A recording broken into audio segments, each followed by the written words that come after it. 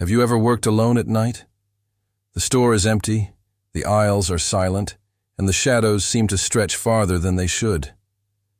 Some people love that kind of solitude, but others find out too late that they're not really alone. That's exactly what happened to Lena. And before I tell you what she saw, hit the subscribe button, because if you love chilling stories, this one will crawl under your skin. Lena worked nights at a clothing store. The pay wasn't much, but she didn't mind. The place was quiet, no customers, no manager breathing down her neck, just her, the hum of the lights, and rows of mannequins standing guard over racks of clothes. To most people, mannequins are creepy, blank faces, stiff bodies, frozen mid-step.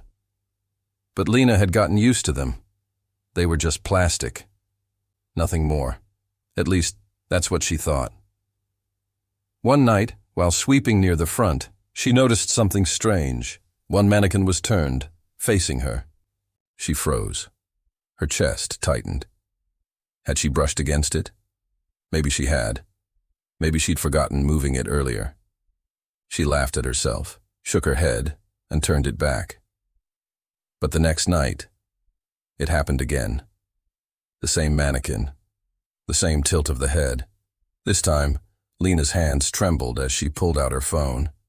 She snapped a picture, just to prove to herself she wasn't imagining things. But when she looked at the photo, her stomach dropped. The mannequin's eyes weren't blank anymore. They were staring directly into the camera lens. Her breath came fast. She shoved the mannequin into the storage room, slammed the door shut, and locked it. Out of sight, out of mind. But later that night, while she stocked a shelf, something brushed against her shoulder. She turned, and her scream echoed through the store. The mannequin stood behind her. Her heart nearly burst out of her chest. She sprinted back to the storage room, desperate, fumbling with the handle, still locked, still shut tight. Her mind reeled. How could it be behind her if the door was locked? She told herself she was imagining things, that she was exhausted, that her eyes were playing tricks. But the next night proved her wrong. When Lena walked in, she froze.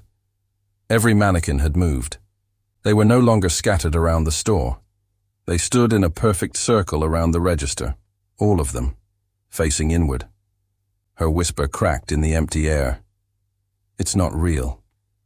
It's not real. And then, one turned its head. That was enough. She bolted for the exit, slammed through the doors, and stumbled outside into the night, gasping, clutching her chest, telling herself she was safe. But then, her phone buzzed. One new photo. It showed her, standing at the door, taken from inside the store.